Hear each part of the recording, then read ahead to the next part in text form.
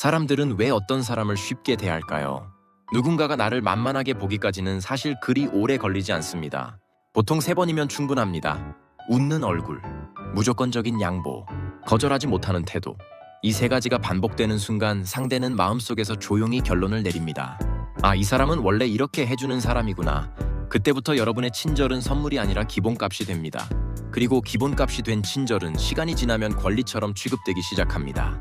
가장 억울한 순간은 바로 이때입니다. 내가 진심으로 베푼 것이 상대에게는 고마움이 아니라 당연함으로 바뀌는 순간입니다. 이런 장면은 가족 관계에서도 흔히 나타납니다. 필요할 때만 찾아와 손주를 봐달라, 돈을 좀 빌려달라 말합니다. 하지만 정작 내가 아프거나 힘들 때는 모르는 척 지나가기도 합니다. 친구 관계도 비슷합니다. 내가 먼저 연락하고 내가 밥을 사고 내가 챙기면 그때는 웃습니다. 하지만 내가 부탁할 일이 생기면 미안, 요즘 너무 바빠, 이 한마디로 슬쩍 빠져나가기도 합니다. 좋은 마음으로 시작한 관계인데 남는 것은 상처와 자괴감뿐입니다. 많은 사람들이 하는 실수, 이때 많은 사람들이 감정적으로 반응합니다. 내가 너한테 어떻게 했는데 이럴 수 있어? 너 너무한 거 아니야? 서운함을 말하고 목소리를 높입니다. 하지만 현실에서 이런 방식으로 사람이 바뀌는 경우는 많지 않습니다. 오히려 상대는 마음을 닫습니다. 왜 또 잔소리야? 그리고 관계는 더 어색해집니다. 그래서 저는 조금 다른 길을 말씀드리고 싶습니다. 화를 낼 필요도 없습니다. 싸울 필요도 없습니다. 상대의 태도를 바꾸는 가장 빠른 방법은 말이 아니라 행동의 신호를 바꾸는 것입니다. 첫 번째 변화는 거절의 방식입니다. 대부분의 무시는 거절을 설명하는 순간부터 시작됩니다. 우리는 상대가 기분 나빠할까봐, 내가 매정해 보일까봐 말을 길게 합니다. 그날 병원 예약이 있어서요. 허리가 좀 아파서 오래 서 있기 힘들 것 같고요. 지난번에도 무리했더니 다음날 너무 힘들었거든요. 이 말들은 배려처럼 들리지만 관계의 힘 구조에서는 전혀 다르게 작용합니다. 말이 길어지는 순간 거절은 거절이 아니라 협상이 됩니다. 상대는 이렇게 생각합니다.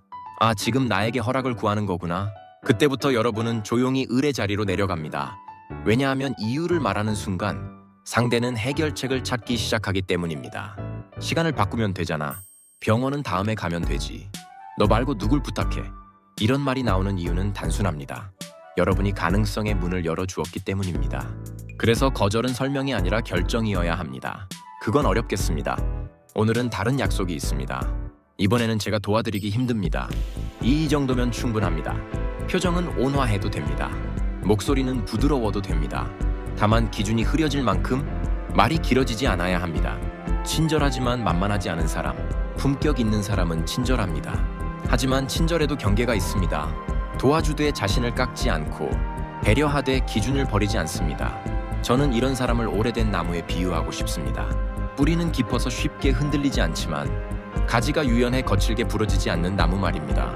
기준은 단단하게, 표현은 부드럽게, 이 태도가 상대에게 분명한 신호를 줍니다. 이 사람은 친절하지만 만만하지 않다. 관계를 바꾸는 조용한 방법? 사람들은 보통 2가지 실수를 합니다. 첫 번째는 폭발하는 것입니다. 내가 너한테 어떻게 했는데, 2번째는 더 참고 더 해주는 것입니다. 하지만 진짜 자신을 지키는 사람은 3번째 길을 선택합니다. 조용히 제공을 줄이는 것. 예전처럼 웃으며 인사합니다.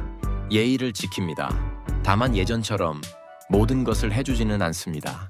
먼저 연락하던 것을 멈추고, 먼저 챙기던 것을 멈추고, 당연히 해주던 일을 하나씩 내려놓습니다. 설명도 하지 않습니다. 따지지도 않습니다. 그저 행동을 바꿀 뿐입니다. 처음에는 상대도 눈치채지 못합니다. 하지만 시간이 지나면 느끼기 시작합니다. 뭔가 달라졌다. 그때 상대의 태도는 조금씩 바뀌기 시작합니다. 언제든 부를 수 있는 사람이 되지 마세요. 많은 사람들이 이렇게 생각합니다. 내가 언제든 도와주면 그 사람은 나를 더 소중히 여기겠지. 하지만 인간관계는 종종 반대로 움직입니다. 언제든 잡히는 사람은 점점 가벼워집니다. 쉽게 만날 수 있는 사람은 쉽게 취급되기도 합니다. 여러분의 시간이 비어 있을수록 사람들은 여러분을 필요할 때 꺼내 쓰는 사람으로 보게 됩니다. 반대로 자신의 삶을 채운 사람은 다르게 보입니다. 이 사람은 자기 삶이 있는 사람이구나. 그 순간부터 사람들은 함부로 대하지 않습니다. 먼저 나서지 않는 친절. 또 하나 중요한 원칙이 있습니다. 먼저 나서지 않는 것. 요청받기 전에 먼저 해주는 친절은 처음에는 칭찬을 받지만 시간이 지나면 의무가 되기 쉽습니다. 그리고 의무가 되는 순간 감사는 사라집니다. 요청받고 도와주면 사람들은 이렇게 생각합니다. 귀한 시간을 내주었다. 고맙다. 하지만 먼저 나서서 하면 사람들은 이렇게 생각하기 시작합니다. 저 사람은 원래 저걸 하는 사람. 그래서 순서를 바꾸는 것이 중요합니다. 먼저 나서기보다 요청이 왔을 때 돕는 것. 그때 친절은 공기가 아니라 선물이 됩니다. 결국 가장 중요한 것은 자기 대접입니다. 정약용 선생은 이런 말을 남겼습니다. 스스로를 귀하게 여기는 마음이 없으면 남도 나를 귀하게 여기지 않는다. 이 말은 인간관계의 본질을 정확히 말해줍니다. 내가 내 친절의 값을 정하지 않으면 그 친절은 공짜가 됩니다. 공짜가 되면 당연해지고 당연해지면 결국 무시로 이어집니다. 그래서 우리는 친절을 끊는 것이 아니라 친절의 값을 회복해야 합니다. 그 값은 바로 문턱에서 생깁니다. 문턱이 없는 집은 누구나 신발을 신고 들어옵니다.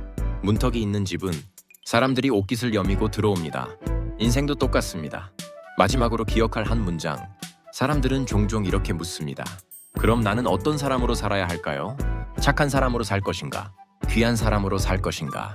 착하게 사는 것은 아름다운 일입니다. 하지만 착함이 나를 지켜주지는 않습니다. 그래서 우리는 착함을 버리는 것이 아니라 착함의 형태를 바꿔야 합니다. 친절하되 자신을 깎지 않고 배려하되 기준을 잃지 않는 것. 그것이 어른의 품격입니다. 그리고 그 품격은 한 문장으로 정리됩니다. 나는 내 삶의 주인이다. 주인은 손님을 환대합니다. 하지만 집을 내주지는 않습니다. 주인은 문을 열어줍니다. 하지만 아무 때나 열어주지는 않습니다. 여러분도 그렇게 살아가셨으면 합니다.